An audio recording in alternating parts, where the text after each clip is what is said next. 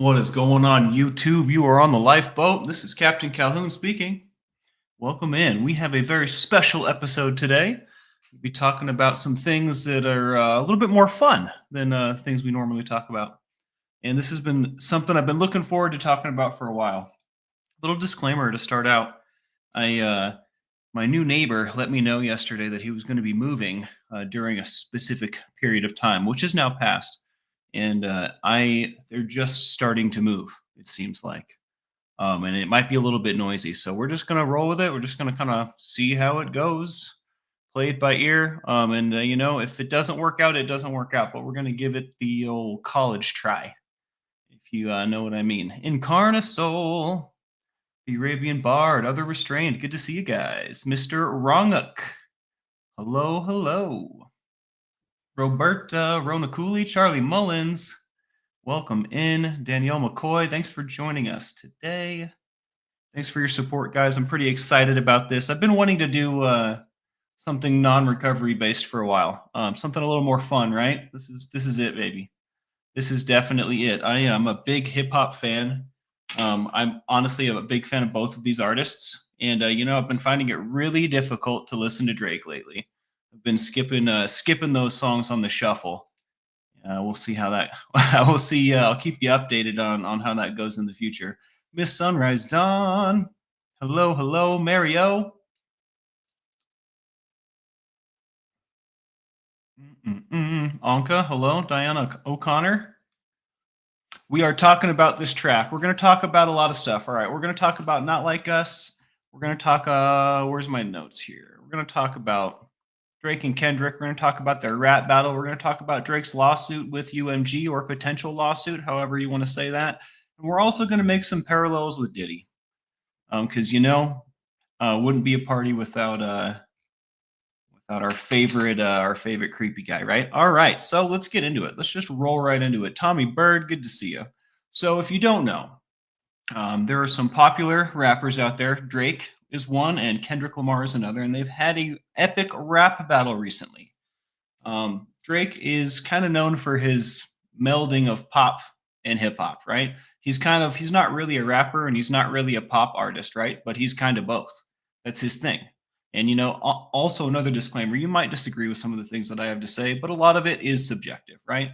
We can argue facts like with legal documentation and whatnot, but like for the music part of it, that's all subjective, baby. All right, so we can totally disagree. In fact, I invite you to please share your opinion, because then we can have a fun discussion, right? That's how we have a fun discussion. Don't feel like you can't disagree or whatever, right? Because I'm gonna share my opinion with you, right? For example, Drake is known for being a pop rapper, right? He's a pop rapper. That's his thing. And I'm a big fan of it, right? I really enjoy how he does that. Now, Kendrick is very different. In fact, especially since the end of this rap battle, people have really been kind of referring to him as walking on water, right? What's he known for? What's he good at? Well, pretty much anything he wants to be, right? That's kind of how that narrative has been going now. And there's a lot of truth to that. He's definitely something special. He's definitely epic. And the rap battle was multiple songs on both ends, right? And they're getting more personal and more personal. And the song that ended it, I'm sure all of you know, is Not Like Us. Now, with this track, we have a club beat, right? A club poppin' ready beat. All right. You hear it and you kind of want to move around. And then, as a juxtaposition, his lyrical content on the song is scathing, right? Venomous, right? But he does it in a way where you just want to kind of dance to it, right? You kind of just want to sing along with him, right? OV ho, OV ho. Like, okay, so this is another level. And it's kind of hard to slap back after you get hit with Not Like Us. So this all happens in the past, I don't know, a few months, right? In the wake of this, Drake decides to sue the record label that both him and Kendrick are under. Talk about being a sore loser, right? And it's a little bit more complicated than that, right? I believe both artists are signed to labels under UMG, right? UMG is like a big company, kind of like BlackRock. But regardless, he's suing the hand that's like signing his checks. Great idea, right? That's a great plan. Why don't we really start a fight with the person that's feeding my family? Why don't we do that? I think that this particularly is a case of ego.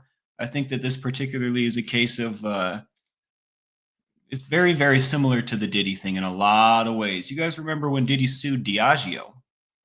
You remember that, right? And now look at him. Now look at him.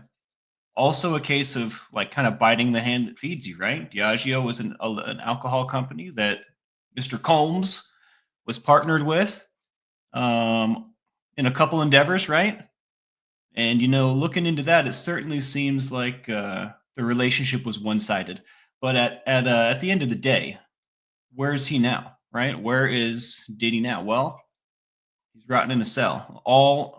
All fire and brimstone has come down on his head, right? And so a lot of people believe that's because of him picking a fight with Diageo, right? And Drake picking a fight with Universal Music Group, I don't think is very different. And what the preliminary? Let's look into it. So in his legal actions, Drake's legal actions against Universal Music Group, which is his own record label, in connection with Kendrick Lamar's song "Not Like Us," this lawsuit alleges that UMG actively promoted the song through unethical practices, including artificially inflating its streams using bots, preferential licensing rates to streaming platforms like Spotify, which means playing it more, right? Paying to play it more, kind of like paying a radio station to play more, and hiring influencers to amplify its reach. Now, I think some of this is easy to believe, and I think a lot of it is a stretch. It's worth noting that Universal Music Group has gotten in trouble in the past for paying to play, 100%. In fact, why don't we pull that up?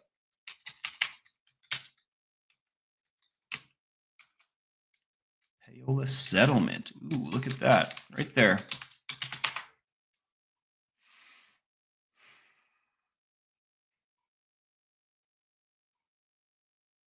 So allegedly, Universal Music Group, and it's not allegedly, I guess it's fact, has paid $12 million to settle accusations that executives paid radio programmers to play their songs.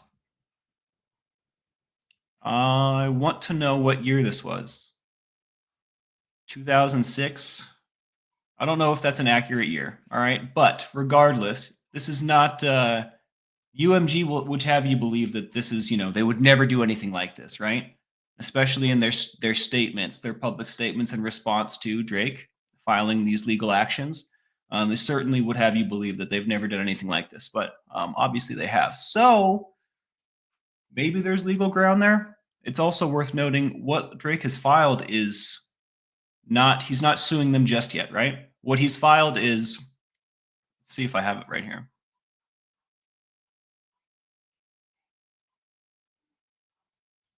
Son of a gun. Let's see if I can get this off hip because I don't have this information in front of me. But he's two things. One is to hopefully depose an iHeartRadio executive as well as someone from UMG up top that may have had something to do with this, right? Insider information, yada, yada, yada, right? So one of them is to hopefully depose a couple people involved in these two companies. The second is a motion, I believe, to preserve vital communications and documents, right? So what that means is he's filing legal action to say, hey, you must preserve these text messages, these phone calls, these whatever communications, right? As well as any, I guess, receipts of any sort involved with what he would consider Payola scheme, right? Spotify is also involved. And Brown says they did it for Drake. Exactly. And I was about to get to this, right? So if they've done it for anyone, they've definitely done it for Drake, right? He's been their flagship artist, at least in the hip hop realm, right? In the pop realm as well, for a very long time. I think Ann Brown really hit this on the nose here. If they've done it for anyone, they've definitely done it for Drake. So really, what's going on here, right? I think you're just kind of being a sore loser. Right out the gate, a lot of people were calling him a crying, whiny baby, and it's hard to think otherwise. It really is.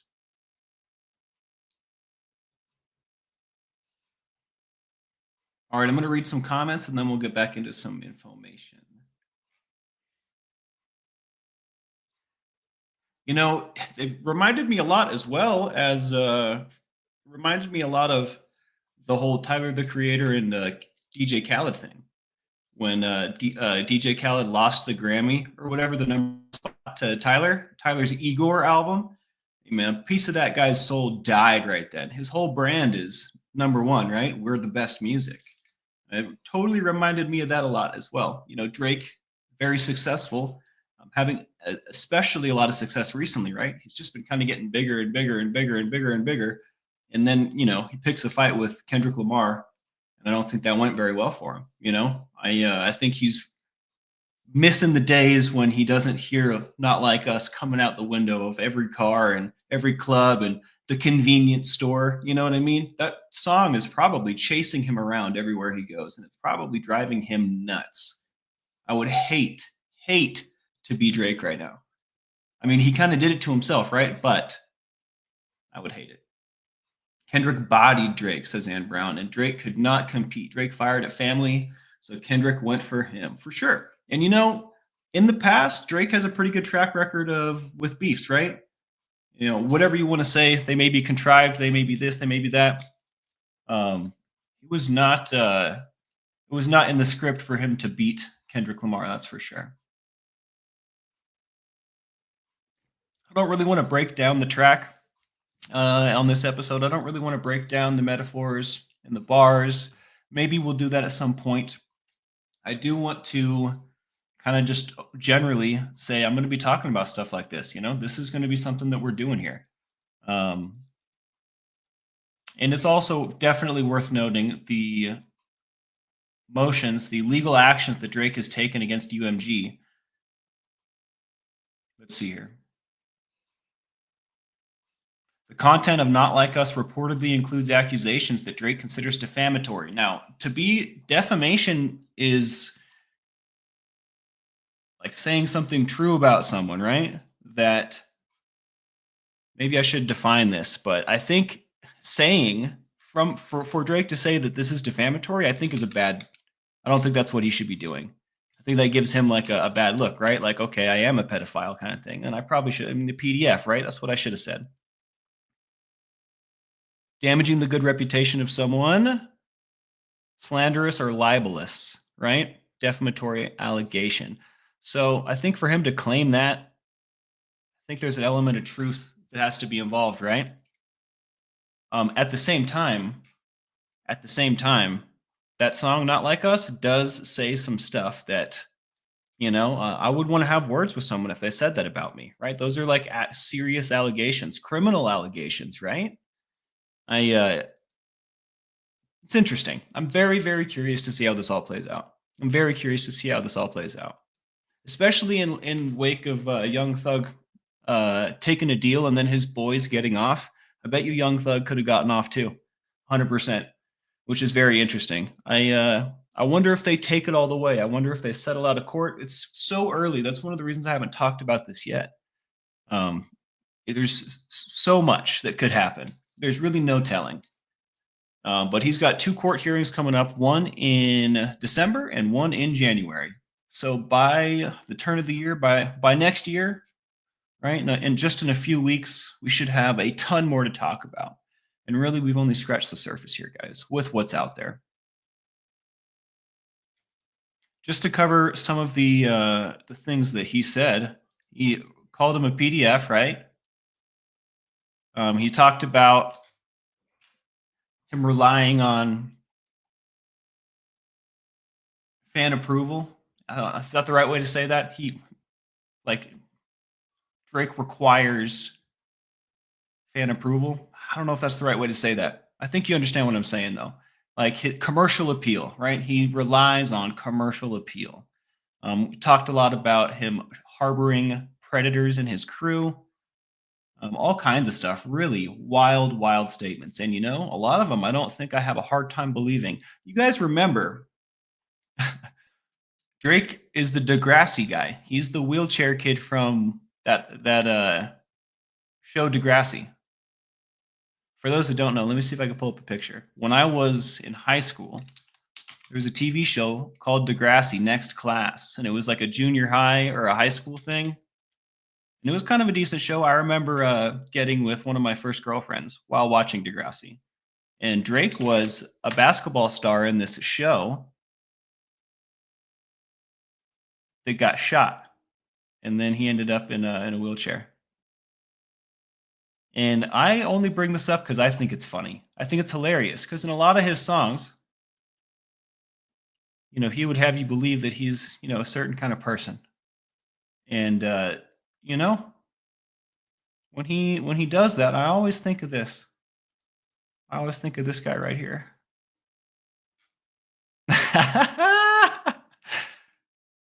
Back in the day.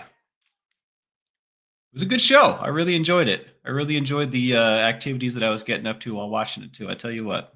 But yeah, that's Drake. I'm kind of like I kind of feel guilty for ripping on the guy, but it's rip on Drake season. He kind of opened himself up to all that when he started whining and crying, dude.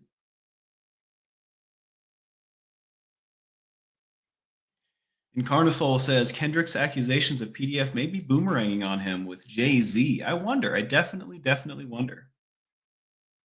I 100% wonder. We'll have to see. And I bet you money Kendrick's not a saint, right? Look, if we're going to unearth each other's skeletons in the closet, it's just not a good idea either way. You just shouldn't be doing that. There's definitely a question that's been raised now in light of all this. The rap battle itself, should it be that personal, right? I think that there's a number of rap battles that come to mind when we talk about what's going too far, right? What's beef?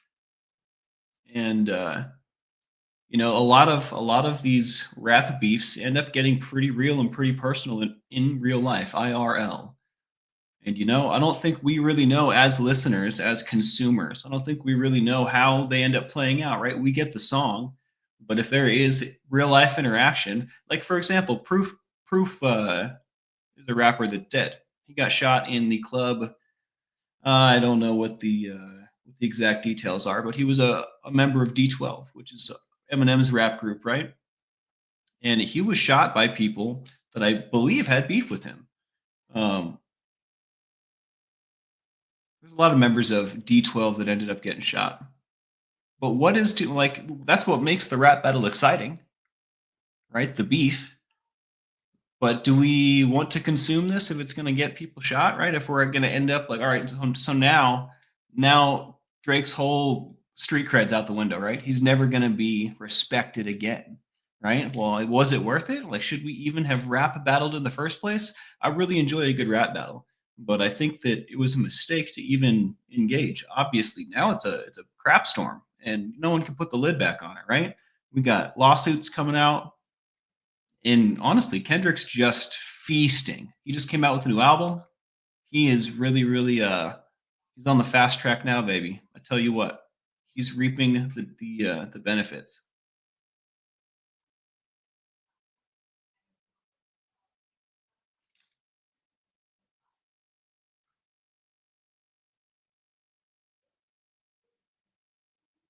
James Collins watched Degrassi. I used to really enjoy that. I tell you what. Drake's contract with UMG is up for renegotiation. I bet it is. I bet you they sever ties. I was just reading about Diageo and Diddy, and they reached a settlement right at the end of it all. Just to remind you, just to recap, Diddy accused Diageo, which was a company he was partnered with on Ciroc and De Leon, something like that, tequila, his vodka and his tequila companies, which I believe also that Diageo funded. Regardless, Diddy accused Diageo of treating those two companies differently. He accused them of racism.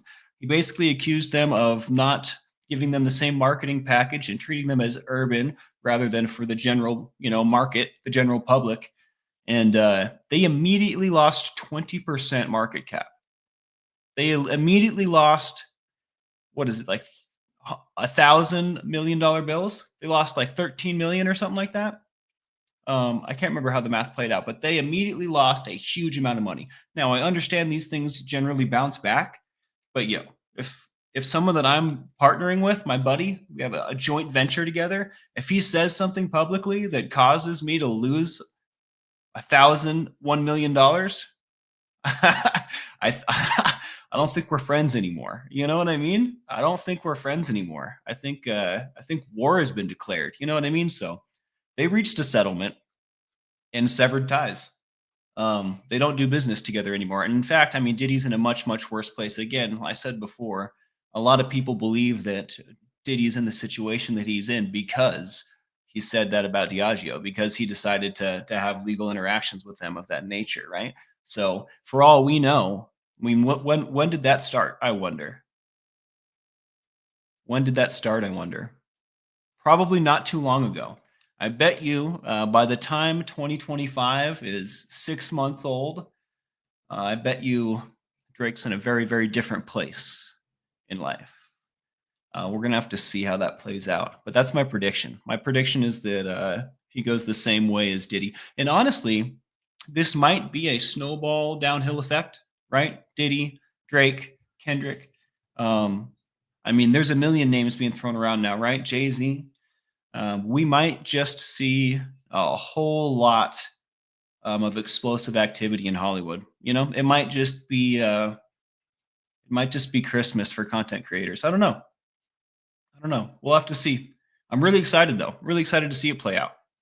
Much more excited to see it play out than I am to talk about it. I tell you what, it's a lot more fun to watch than to rehash. But I'm glad you guys want to listen to me do so. So, what do you guys think? Do you guys think that this is going to go the way that Diddy and Diageo go? If you think it's we had some foreshadowing and then this is just going to be Diddy 2.0, put a 1 in the chat. If you think that Drake's got some ground to stand on, if you think that Spotify and iHeartRadio and UMG are doing payola stuff, regardless of if it's for Drake and everyone else, but if you think they actually are doing stuff like that, and maybe Drake's got a good lawsuit on his hand, put a 2 in the chat. And if you could care less and you just really enjoy the entertainment, let's put a 3 up. How about that? Word of the day. Good to see you, bro. 111. Drake is done, says Mr. Wrongak. I agree. Honestly, I'm right there with you. I also could have put a 3 up there. I really enjoy the entertainment, but he's definitely done. He's done for. Anka says 3. Andrew says B. And Carnisol says 3. Flip Fox is a 3. We really we like a good train wreck, don't we? Diddy has an ego bigger than his brain. And I don't think Drake is far off, Ann Brown. I'd have to, that's my opinion. Oh, you know what we didn't even talk about yet? I saw this morning. Apparently there's a list of Drake's ops. For those of you that don't know, the term ops refers to someone's opposition, right? So basically the people I don't mess with, right? These are not my friends. Apparently there's a list. Drake has an alphabetized list of the people he's not cool with. I wonder if I can get a picture of it. This is hilarious. He's the kind of guy that the kind of fellow that alphabetizes his opposition. That's hilarious. If you don't find that funny, I don't know what's funny.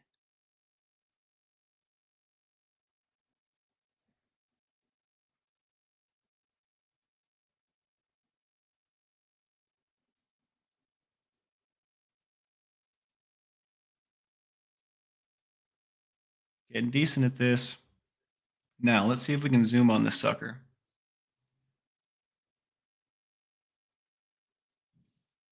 Oh, that's how it is, huh? Well, so just to name a few, I'm not going to go through all of this, but Kanye West is on here. Kendrick Lamar is on here. Adidas is on here. Anthony Fantano, by the way, is a content creator that covers music and stuff. And I don't know. I don't know a ton about Anthony Fantano. I'm a fan. I think his stuff is hilarious and informative. And I think that's hilarious that he made the list. Big ups to Mr. Fantano. I think that's a good sign. There's some show hosts. There's some other rappers, some beat makers, some producers. TDE is a whole label. That's Top Dog Entertainment. That's the label that Kendrick came up with. I don't think he's a part anymore, but obviously they're still friends. I don't think there's any like lost love. Megan the Stallion, Schoolboy Q. I wonder what. I bet you there's a story behind every gripe here. I bet you each one of these names has a pretty funny story. And when I say funny, I mean funny because it's probably stupid. You know, it's probably really whiny, wimpy stuff, in my opinion. And I don't know, how could I think anything else after after what's been going on? You know, that's what I think. I mean, Not Like Us is a jam for sure. It's even if you're not really into that kind of music, it's catchy. You know, it's jumpy. It's not a bad track, that's for sure. Does he have it printed and laminated? Right? Is it on the fridge? I wonder.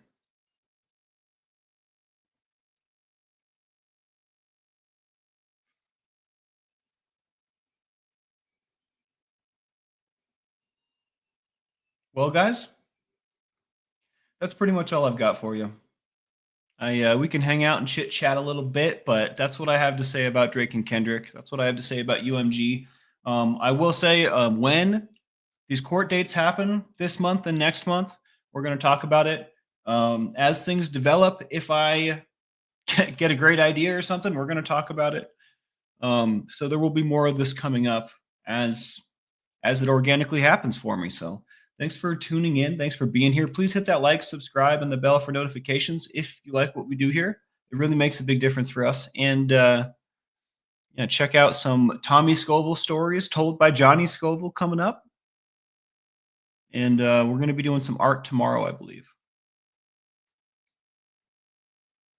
Alphabetical ops list, Andrew B. I'm telling you.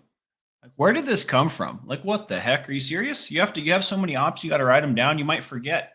You know, God forbid you forget your ops. You know, I think that if you're in danger of forgetting who your ops are, you probably they probably don't consider themselves your ops. You know what I mean? It's probably if it's forgettable, it's probably not a big deal, right? Let's definitely put some ones up for all who need. Thank you, Diane Reese. I appreciate you so much. But also, like, is there too far? Where's the line, right? I think that's really like if there was one lesson to be taken from all this, it's well, I guess two lessons. Like, don't pick a fight with the big corporate company, right? BlackRock, UMG, Diageo, right? Don't do that, right? First of all, that's like biting the hand that feeds. We don't have to talk about any other reasons than that. Like, that's a great reason, right? These people are doing nice things for you and your family. Don't sue them. Maybe just have a conversation about it. I don't know. Um, and then don't be so sensitive, right? I think I can be very very sensitive. Maybe we should all lighten up a little bit, right? Lest we take it to that level, right, and start calling each other PDFs and really really ousting each other's laundry. Now, if someone is a PDF, we should talk about it, right? I don't think that should be hidden. I think that's something that we should be shouting from the mountaintops. Everybody should know. But I also, I don't think that we need to be dragging each other's laundry out for entertainment all the time, right? Like, on one hand, it's entertaining. On the other hand, right, this is a real life, right? Drake's life is probably going to be going down the toilet. Whether he deserves that or not, I'm not a judge. I'm not a jury. I'm not God. I'm not death. I'm not an angel, right? I'm just Mike. I just don't think that that's a way above my pay grade. Okay, it's none of my business. It is fun to watch, but at the end of the day, I don't know if his life is over, but his quality of life is going to change massively. 100%. It already has. It already are. So, I think that's a good lesson too. Maybe we shouldn't be ousting all each other's laundry, and maybe we shouldn't be so sensitive, right? Maybe we should lighten up.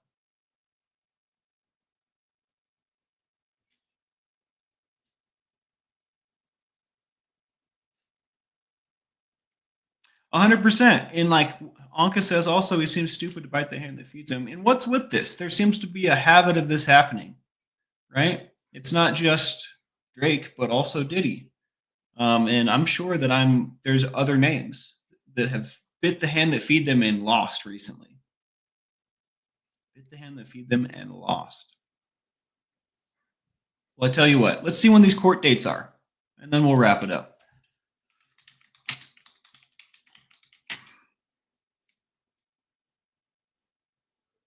So he's got a court date in Texas. That's the one about deposing the executives in iHeartRadio and UMG on December 20th, 8 days from now. And he's got another one in New York, January 16th. And that's the one about preserving the communications and the documents that might be valuable for the upcoming. And that's why I say preliminary, right? Because the whole point of that motion is to preserve things that are going to be useful for their case that they're allegedly going to file, right? So it's very, very interesting. We're going to see what happens. Best way to not be accused of being a PDF in a song is to not be a PDF. Words to live by right there. I tell you what, 100%. 100%. And one good thing we can look forward to is it doesn't seem like these people are going to be getting away with stuff like this moving forward. They all seem to be being outed and ousted. We're starting to, as a society, believe these wild stories that we're told, right? And if it's true, then something needs to be done, eh? Well, something's being done now. Pretty stoked about it.